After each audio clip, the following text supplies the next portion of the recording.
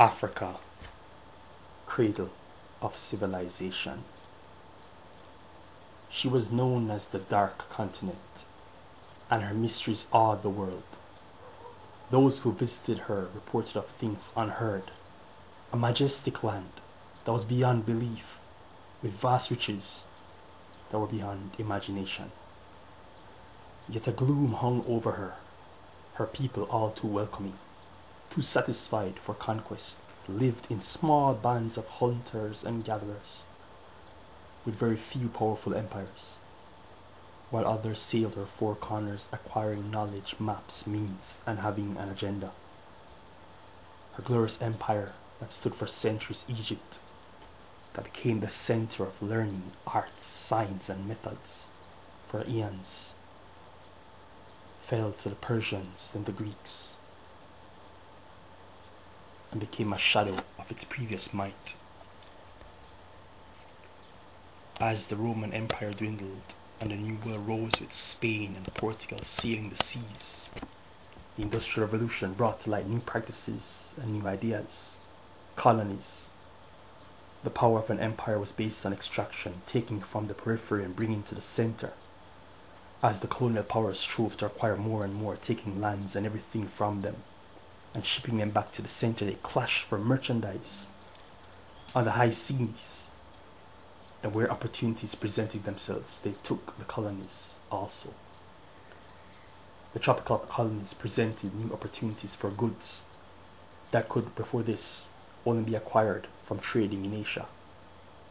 With ownership over the land, the powers could now produce them on their own, and of course, with other people's labor. And where the inhabitants proved too weak to endure, Africans proved a viable alternative. And so a trade developed across the Atlantic, taking Africans to the New World and food and cloth back to Europe. And what does a Fachman need more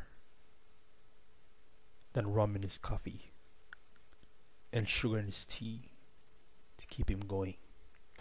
Blood sugar. So the scramble for Africa started,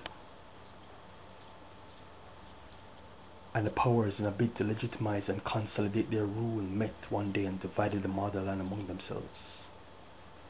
And so it continued, a reign of terror, wealth, slavery, empire, until there was one country left, one chance for the freedom of Africa, one hope for humanity: the stone made without hands.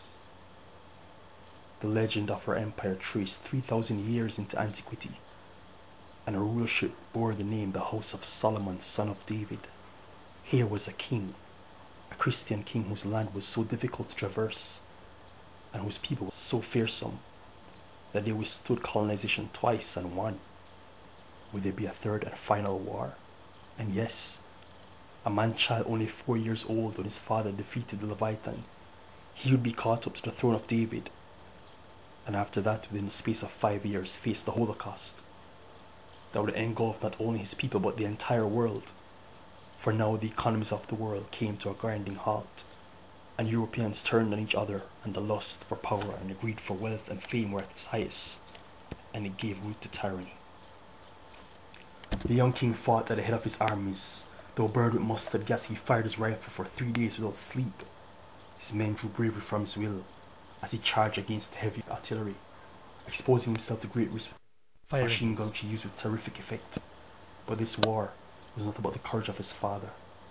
It was simply his inferior arms versus their superior arms.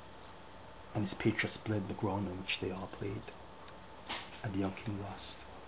You must seek help. They will listen to you. The young king listened to his wife's plea. He could not win with these weapons. Well, he leave the patriots in the heat of war. Beat the drum was his reply. Please, Adonai. He knew the mountains in Ethiopia. He was going to become a gorilla.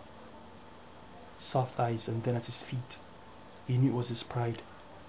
For the first time in his life, he could not hold his shoulders square. And where there was a chest, there was now a hollow. He was going into exile. He was going into exile during war. But first, risk enemy capture.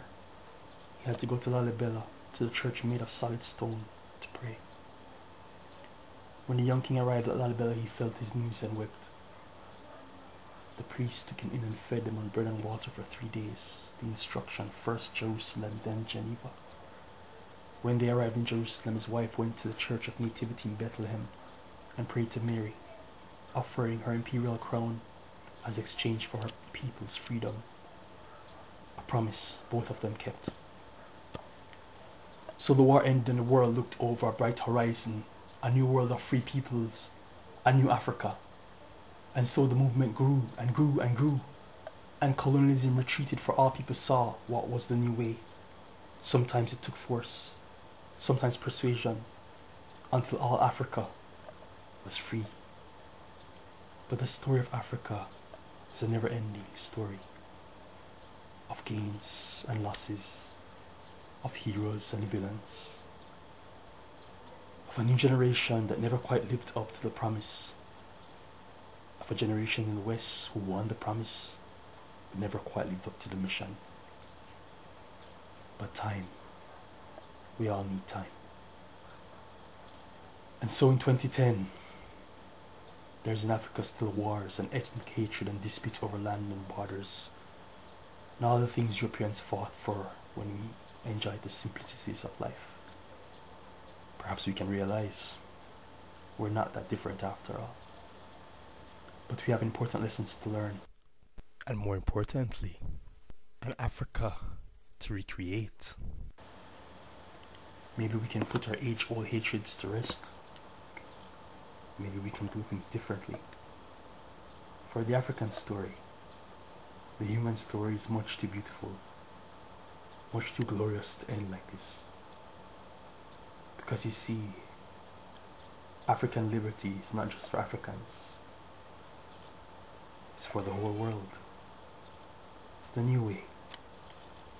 We'd much prefer to end it like this.